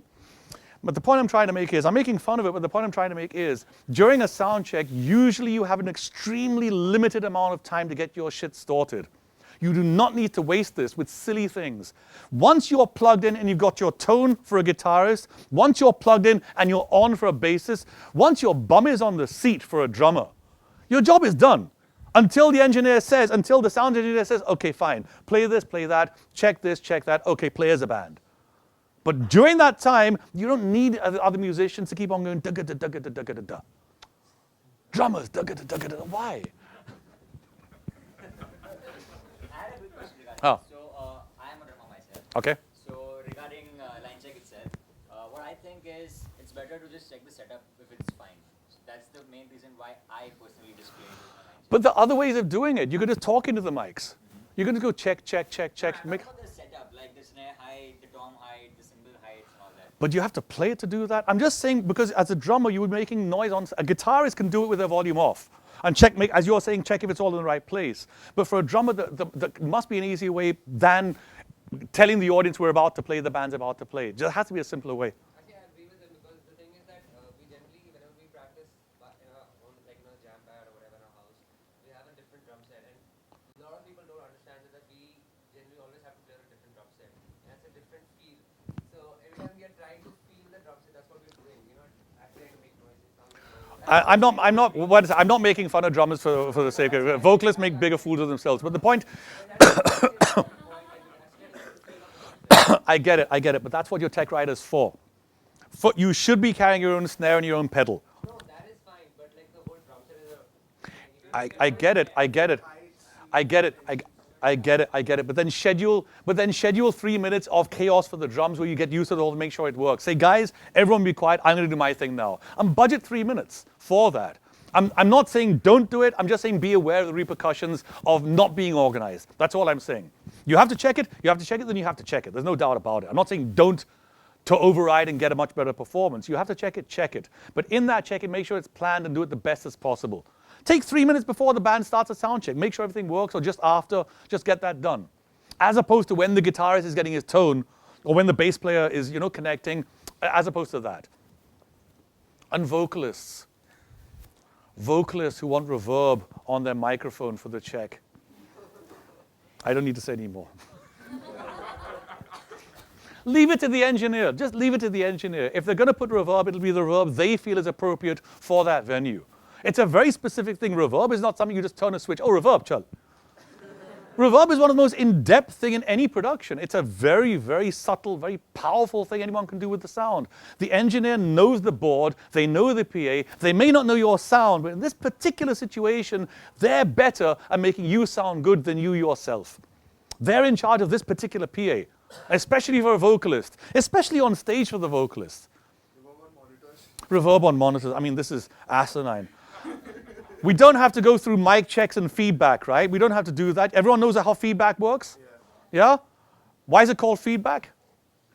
Because it's whatever's coming in from the monitors is feeding back into the. So this sort of thing, it's unnecessary. It's just unnecessary. It's crazy unnecessary. Also know your microphone types, because then your monitor positioning will affect. Absolutely. But this is more for the engineer. vocalist, like if the vocalist doesn't know the difference between a cardioid and a hypercardioid, a hypercardioid will feedback even if the monitor is like that and he's not pointing it towards the. If it's a hypercardioid, you should use medication. I think that will help. Little audio engineer joke there, sorry. Okay, let's move on. We have to. I had a question. How do you deal with organizers who promise a sound check at say 2 o'clock, but when you arrive at 2 o'clock, they're still setting up the banner, and in the end you get 5 minutes of the promised 45 minutes of the sound check. A, you don't lose your cool. B, let somebody else take care of it for you. C, it's management, not harassment. If you're going to get things done on the day of the show, either you walk out and say, I'm not doing it, or you make the best of a situation. Getting angry actually rarely helps. It really, really helps. The best thing to do is say, oh, how long is it going to take? Okay, my boys are going to go for a tea or for lunch and come back. Let's start again at 3. I'm saying just reset. It's a business after all. The idea of arriving at a sound check and suddenly behaving like it's a club, or like it's everyone's doing it for the fun of it, is wrong. It's a business and everyone's there getting paid. It's a bloody good question, but the real answer is adjust there and then and do it pragmatically. What's the best situation? If one band has taken 2 hours and you got 1 hour to do 4 bands, if somebody says, I want half an hour, say, everyone's going to get 15 minutes each, let's get cracking. And move on quickly. Clock is ticking, show has to start on time, at least roughly on time. The gig live on stage. Now I've just put some notes here, we're coming towards the end, but there's just some notes I think is worth coming up with. Committing to your performance. It can be the difference between a successful show and an okay show and a crappy show. Commitment. Just being up on stage is not commitment. That's just being up on stage. Singing your heart out, playing your guitar. This is being a musician. This is what musicians do. But committing yourself to it is the difference between a musician and a legend. Legends commit themselves. Think of a legend, Hendrix or the Beatles or even Honey Singh commits himself. He commits himself to what he's doing on stage. We may not like it, but that's a personal opinion. But he's committed to what he's doing on stage. That's commitment. That's commitment. You break your leg, you go and do the gig in pain. That's commitment. It's just that it's a non-compromising thing. If you're a heavy metal singer, if you're a hip-hop vocalist, if you're a house music DJ, and suddenly the heavy metal vocalist says, okay, let's do something totally different. Everyone clap their hands like this. Or the hip-hop guy says something, it's out of their character. It just shows lack of commitment to what they're doing. I'm not making my point very well. Let me try again. If you're going to be doing something, then do it 100%, not 99%. If you're going to be a heavy metal singer, if you're going to be a rock singer, that's who you are. Be that. Put your originality into it, put yourself into it 100% and commit to the audience. It's very difficult to describe, but you all know the performers I'm talking about when you see them on stage and you know it's not 100%. They're not committed. They are acting out the part of a musician or a performer. They may be able to play well. I'm not taking that away from them. But they're not committed. And you can tell they're not committed because they're not meeting you in the eye. They're not looking at you. They're looking down. They're insecure. They're looking at each other for support. Do we belong here? Am I meant to be here? Is this the right song? Okay, fine. I'm nervous as hell. It doesn't work. Sometimes people think it looks okay and it's okay to be shy on stage. It actually isn't okay to be shy on stage. It's okay to be shy on stage and deal with it. But going on stage and say, well, I'm shy, I can't help it, it's not good enough. Be the shy person on stage and commit to the shyness. That will actually be more beneficial than denying the shyness. And frankly, let me tell you a secret. Almost everyone is shy of going up on stage. Almost everybody is. The biggest performers in the world, they have some level of shyness. And it's not because they don't know what they're doing. It's out of respect for the audience. Anyone can get up on stage without an audience in front of them and do whatever they want. But put an audience in front, now it's a little bit different. Now it's a little bit more serious. Now it's a little bit more, it's a responsibility. Whether the audience has paid money for the ticket or they just come by chance, makes no difference. If they're sitting in front of you, it's your responsibility to entertain them or leave the stage. That's the choice you have. If you're on the stage, it has to be an entertaining performance. You have to entertain them. That's what you're there for. At the end of the day, brothers and sisters, that's what we do. We entertain. Whether it's heavy metal, hip-hop, or prog rock, or jazz or blues, it makes no difference. We're entertaining. Through the entertainment, we can tell stories, and those stories may change lives, it may change the world. It's happened. Bob Dylan, the Beatles have done this. But primarily, we are entertainers. We are musicians making music that can entertain people. So if you're going to be up on stage, you kind of like have to entertain. And the easiest way to do that is to completely get lost in the music, get lost in the performance by committing to it. 100%. I don't think I made this point very clear. Is anyone getting this? Can explain it better than me? Wait 10 seconds, let's see. Right. How to overcome shyness, assistance. Assistance, does anyone know what I'm talking about? It's just a bad idea. It's just a bad idea. Some people, when I first started DJing, I mean, I am a shy person, believe it or not. When I first started DJing, I didn't really know what I was doing, and I was incredibly shy. The manager of the club I was working at said, why don't you have one drink? I said, are you sure? He said, have one drink, specifically one drink. The point is, it didn't work on me, but it could have worked on a lot of other people. My shyness was overcome by practicing my arse off and finding out how to do this craft. That's how my shyness went away. I replaced shyness with confidence. But other people can't do that. And those people get lost in other stuff. And I'm here to tell you, it's a bad idea. One drink won't hurt. That's what they say. But actually it does. If you're a singer, you really, really don't want to drink and go on stage. It's just not a good idea. And I'm not even going to discuss drugs. Firstly, it's illegal. And secondly, much more important, it actually doesn't help. The worst part of taking drugs, and even the mildest form of drugs, the worst part of that is that you actually think you're doing a great job. You look at an audience that's sitting there like this, and in your mind, they're doing this. But they're not. They're not, and you get deluded. And that's why people lose interest and people lose their entire passion by not understanding what they were doing. It's just a bad, bad, bad idea. Drinking and going on stage to overcome shyness, taking drugs, it's a stupid idea. Drinking and going on stage, it's actually a bad idea. For a vocalist, what happens, I'm here to tell you the science of it. If you're going to drink beer, no one's going to drink warm beer, right? You're going to drink cold beer. A singer drinking anything cold, and when I mean cold, I mean anything lower considerably than the normal temperature of that day in that place. Anything colder than that is going to restrict your throat. It's going to immediately cramp it up like that. And you try and sing with that, it's like tearing tissue paper. You tear tissue paper, right? It tears, right? You put the same tissue paper in moisture. It's difficult to tear. You need the moisture there in your throat. You put alcohol down that throat, it takes all the moisture out. Psychologically, you're thinking, I'll pour alcohol in my throat. I'm here to tell you, the alcohol goes, okay, bye, hi, bye, bye, and it goes down here. The only impact it has is leaching the moisture from your throat. And once it leaches the moisture from your throat, you won't be able to sing anymore. On the contrary, I give the example of a hard rock singer who uses up a lot of energy and sweats a lot on stage. You do need to drink a lot of water, and I mean a lot of water. The only additive that you can put there if you want is things like electral or some salts that you can put in there for energy, just so you don't sweat completely out. But I've happily finished off 2 or 3 liters of water per gig. There's like crates of water there, and you just keep on gulping them.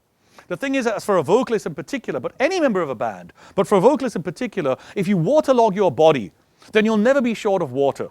And this sounds trivial, but your muscles need water. A guitarist, a drummer in particular, you need water in your system. The body needs water. I'm not saying drink until you have to go to the bathroom. You'll know when you've had enough. But if you're sweating and you're feeling thirsty on stage, the water should be there. Again, I didn't put it on the list. Make sure you have water there. Make sure you have access to water. You don't want to go to some place which doesn't give you cheap or free water, and they got this ridiculous Himalayan water for $135, chilled from the freezer. It tastes like it's come from the ground, tastes like that, and it's ice cold. It does nothing for you. Again, plan it out. Have your water ready. If you're going to put electral, everyone knows what electral is? It's just that salt you put in there. It actually helps. It gives you a little bit of, it just makes you feel good, just a tiny bit. If you're going to sweat out everything, you need to put back some of the things there. Also, have a little food like an hour before going on. Some people it works, some people it doesn't. If it works, go for it. Again, it's experience. Try one day having a burger an hour before going on stage, see how you feel. Because obviously your energy is going to go down to digest the burger in the first half hour, but afterwards you may get a spike of energy. I usually have like some pasta an hour before going on. Otherwise, my forearm starts to seize up. Carbs. You need a lot of carbohydrates. You need a lot of carbohydrates. Yeah, that happens. Okay, stage health. Anyone know what stage health is? If you have a fever of 102 and you've eaten something from some dubious place the day before and it is still there, gurgling away like a bubbly, it's just going bubble, bubble, bubble, and you got a fever and you can't move on the day of the show and you wake up thinking, well, that's it, I'm finished. You can still do the show. There's a funny thing that happens just before going on stage, and performers know it as stage health. You get a certain boost, which is good enough to take a fever down by 1 or 2 or even 3 points, whatever, on Fahrenheit, whatever. 102 can come back down to 99. A stomach bug, which you can't even walk with, suddenly you'll be on stage and you'll be okay. It's a scientific fact. The same thing happens when you go into war, funnily enough. You're carrying a gun and you say, I'm scared. Okay, let's take care of business. It happens to some people. On stage, for a performer, it will happen. Trust me on this. I'm not saying if you've got 104 fever and you've been tested for rabies and you think it's positive, go home. Go home. Go home. But if you're just a little unwell, you say, I don't know if I can do it, I'm headache and stuff, on stage it'll clear. It's the most amazing thing that happens. Suddenly you get this rush of energy and clarity, and when it works and it kicks in, it's a beautiful thing. It's called stage health. It's nothing but adrenaline, endorphins, dopamine. I don't know the entire science of it, but literally things are running through your body making you feel good. And in that feeling good, you won't worry so much about your fever and your headache. If you don't worry so much, they will actually go away. And when they start going away and you kick into doing the show and the audience is enjoying it and you're connecting with it, it'll make you feel better and the cycle goes on. By the end of the show, you are perfect. Actually, that's not what happened. By the end of the show, you've used up all your energy and you get off stage and you nosedive completely. But then the show is done, so it doesn't matter as long as you get well soon, but the show is done. The show is nonetheless done. How to engage the audience. This is much more, it's much less for hip-hop artists, for rock bands, for punk bands. It's much less for them. And it's much more for jazz bands, for classical music performers, for DJs in particular. DJs in particular. In the old days, the DJ would have a microphone. That went about 15 years ago. There's no microphone stand in front of a DJ. We don't see it anymore, right? So that implies the DJ should not speak to the audience. That's a good implication. Why not? And if you don't want to talk to the audience, then there's screens. If you're a DJ, there's always screens somewhere. You can write anything you want on those screens. You could write something like, follow me on Twitter, this is my handle, or this is my telephone number. You can put anything you want on the screens to engage your audience. Telephone number is a stupid idea, don't try it. But the point is that engaging the audience is not as simple as cracking a joke or saying something that's appealing to everyone. It's about actually communicating with them. It's about giving and taking back. The engagement, by the way, doesn't have to happen right there at the venue in the concert. It can happen much later. In fact, normally today, thanks to social media, it does tend to happen much later. As long as they know how to touch you, how to reach out to you. And for that, you're going to have to put your Twitter, Facebook, the various ways they can get in touch with you, you have to put that out there. It's not as simple as that. What your band is, Mummy's Not Home, right? Yeah. What's your Twitter handle? You have a Facebook page. What's a Facebook page? Facebook.com/mono. Mono. Mummy's Not Home. Okay, so it's not Mummy's Not Home. So if I was going to go on Facebook and say, I love these guys, this guy Kunal is really cool, I want to contact him and say whatever. So Mummy's Not Home, it's not there. I'm bored, I'll do something else. We've all done this. We've all done this. If he put it out there on the screen or announced, if you're looking for us on Facebook, if you're that bored, this is the handle you have to go through. MO, change it, man, come on. I got it, but still. No, but the point is, if you announce it, then people will get it, and they'll get back to you. Engaging the audience is very, very important because otherwise it's just a one-way street. If you're actually engaging them and speaking to them, you have a chance to do something really wonderful. And that's actually tell them what's on your mind. Tell them how you feel about things. And this doesn't have to be musical. Preferably in your lyrics, preferably in your brand. Not the band, but the brand of what you're doing. But it could even be outside. Everyone knows about the Tanmay video. There's not a single person here that's not aware of this. Anyone does not know what I'm talking about? So if there was a gig right now, you don't. You're on Facebook? There we go. So the point is everyone who's on Facebook for the last 48 hours is aware that there's this video controversy. I wasted about 1.5 minutes last night watching the video. It's a waste of my time. But I did see it. But I did rant. But But the point is that everyone knows about it. Everyone knows about it. And if you're on stage and you're talking to the audience, a jazz band, a punk band, a hip-hop artist, anything you want, all you have to do is to give some Tanmay reference, some Lata Sachin reference, and suddenly they say, he knows who we are. He's touched us. He's reached out to us. There's nothing more cool than not just being in the place, but being in that time. Is this making sense? I'm not saying go through the news feed and find out what people are talking about, the trending, all that stuff. What's trending on Twitter right now usually is not as what's actually trending in everyone's minds. What's trending on Twitter right now, the top 10, Sachin, Lata, Tanmay is not even there, but everyone knows what it's about. So I'm saying taking that example and connecting with people like that is not that difficult, and it can actually work. And it doesn't have to be just for a rock band, it can be for any band, yes? I have an example related to this. So there was this competition, and the girl played Game of Thrones theme song for sound check. And all the people who were sitting there came here just to listen to her. So she got the most. Game of Thrones is a freaked out one, that Hodor thing. Anyone not seen it? Okay, I won't spoil it. The point is, Game of Thrones is one divisible thing. There's two sorts of people in the world. People who've watched Game of Thrones and are into it, and people who haven't watched it. That's the entire division. That's the entire division. That alone is not for a conversation. I myself have only started watching it a year ago. Up until a year ago, I was this side. Yeah, Game of Thrones was rubbish. It's actually pretty good, but still, the point is, I had an opinion on it. Even though I hadn't even watched the show, I had an opinion. So if somebody was talking and say, this is very Games of Thrones-like, I would have gone, but at least I would have known what he's talking about. It's not like he's saying, oh, this is like my grandmother said this when I was small, some irrelevant reference. Connecting with the audience is about a triangular connection. They are there, you are here. You're doing the music, they're enjoying it, there's a to and fro going. But there's also other points which you can connect to. Bounce off that point and connect back with them. They'll bounce off and connect back to you. Communication, engagement is the heart of it. The ultimate objective is convert people in the audience from merely audience members into fans. That is the ultimate objective in the future of music, period. It's not how many songs you have. It's not how fast you can play. It's not how loud you can scream. It's not the range that you have. It's nothing to do with that. These are all incidental to how many fans you can create. All of this I've just been talking about is about creating a fan. The difference between a fan and a person who's merely in the audience, or who's heard your song on radio, or who knows roughly about your music, or who's seen the video by coincidence on YouTube. The difference between those people and a fan is that a fan will pay for your entertainment. So clearly these are much more desirable people than just people.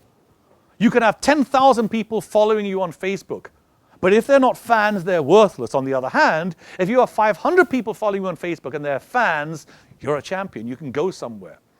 It's another discussion altogether, but the ultimate objective of doing a gig should be to convert regular people into fans. If they've come to see you, you're strengthening your grip on them and their grip on you as a fan and artist relationship. If they've never seen you before, brilliant. Brilliant. But it becomes even more important to do everything we've just been talking about. Go through the checklist, make sure you know about your marketing, make sure you've done your rehearsal, your practice, your set list is a perfect flow. You're going to go up on stage, your sound check is perfect. You're wearing the right costumes, if you're doing makeup, it's perfect. Everything is right. Now communicate with the audience, reach out and touch them, connect with them, engage them, convert regular people into fans. Because those fans actually don't go away from you. They may criticize you. They may say, we don't like this, we like that, we prefer the old days, etc. They may say that, but they actually don't go anywhere. And you can see the artists I'm talking about who have fans. Michael Jackson died, he was almost 50 years old. But he had fans who were 12 years old. Fans who would pay to see him perform. It's a big example. But even now you can see artists over here. We all know the artists we're talking about. People who the rest of the world don't know about. People on the Bombay streets don't know about. People like, who's this guy was saying yesterday? Have you heard Dhruv? There's one guy called Dhruv who's recorded an album. I forgot his second name. Which one? Okay. So anyway, I forgot his second name, but it's one of these guys. Yeah, I think so. He's recorded a lovely album and he has actual fans behind him. Sky Harbor, the Delhi band, it's a gent band. They had so many fans in Europe and in India that they fan funded. They paid for their entire video and album before it was made. That's the power of fans. One fan is worth 1,000 people who have just okay with you. One fan is worth more than 1,000 people who've heard of you, who are somewhat familiar with your music, who've heard that song somewhere. One fan is much more valuable. Your entire focus should be converting them. Don't forget what you are there for. Take care of business. I've just told you, your business, your objective of the entire show is to convert people into fans. Make sure you do that. And if you want to make sure they're your fans, tell them how to reach out to you, your Facebook, your Twitter, your Instagram, your Snapchat. Whatever it may be, whatever it may be. Don't hesitate to use technology. Bring the Handycam or whatever. Bring the GoPro on stage and put it on a ball and give it to the audience. Let them throw it everywhere. As long as it comes back to you. You'll have footage that no one else has. Don't be scared to do things which are unusual. That's how everything started. Hendrix himself started by being an unusual guitar player because he's playing this side. Then he started distorting his guitar and everyone said, that's distorting, it's wrong. And he said, no, I want to play this way. He broke rules. It's the rule breakers who become legends. And it's the legends who have fans, and the fans never die. They just keep on there. Post-show, just a quick wrap up. Decide how to react to fans. This is a very silly thing. You finish the gig, it's a festival or a nightclub, you're wandering around, people come up to you and they hug you. I really love the music, and you don't know how to react. So either, I haven't seen you in so long, and you hug the person. My laptop went off, fine. Battery ran out. I told you it would. So either you hug the person and you pretend that they're long-lost friends, or you act cold. Decide how you want to behave. Decide what you want to say. If you're really uncomfortable, then don't be out there. Or be out there, but have a friend with you who's going to drag you away for a much more important meeting. It's not unusual, and it's not a bad idea. It's not a bad idea at all just to plan these things out. If you want, you can even fantasize about how you're going to react with fans. At the end of the day, they're the ones who are going to tell everyone the next day, I went for this gig, I met the guy later on, he was so nice. You've all said this. You've all said this about artists. You've gone back after the show, you met the guy or the girl, you said, I really love the performance. They said, thank you so much for that, it makes me feel good. And what do you do with that information? Go to work or college the next day and said, Saturday night, I met this guy, he's so nice. And everyone you're telling is going, wow, what a nice guy. The guy performs again somewhere, these guys are going to go for the gig.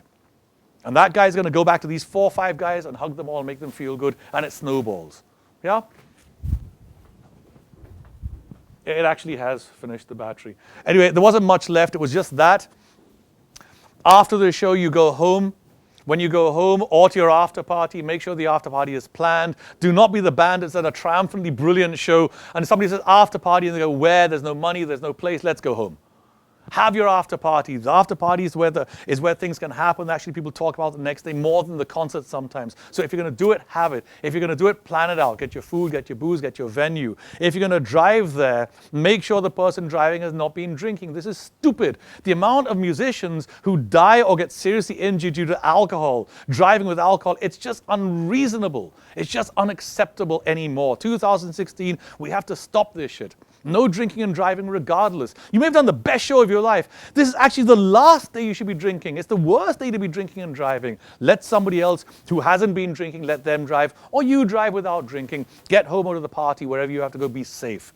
Have your food, have your drink, whatever. Sleep and enjoy. Next morning, wake up. You've got 2 jobs. 2 jobs. Gone are the day of newspaper reviews. If Times of India review one of my shows, I really couldn't care less. It's unimportant. I'm much more excited about somebody who's following me saying, the gig was kick-ass. I love the gig. The gig sucked. That's what matters. And when those come, and they will, and if they don't, you have to encourage them. When those come, you can't say, hey, thanks, man. Hey, so cool. Hey, thanks, man. You can't just do that. You have to engage them, get back to them. The show really hasn't finished. In the social media world, the show never ends. You're always performing. Right there, you have to answer that person. There in the post, message them directly. Thanks so much for your post. If they send a picture out there, do you have any more pictures? Can you email me the pictures? Do you really think a fan is going to say, I'm not going to give you my pictures? They'll be so happy if you email them the pictures. You ask a fan, give me the pictures you've taken, they'll be so happy to give them. Last but not least, actually it's the last. Once you've got all this, the pictures, the reviews, and you've shared it all, finally by lunchtime the day after the show, you can call that show done and get on with the next show. And hopefully if you've done your job right, that show will be generating at least 2 or 3 other shows. So get cracking and getting those shows and start this whole cycle again. Yep. Any questions? Good, because the laptop's down. Thank you very much. Thank you. Good night.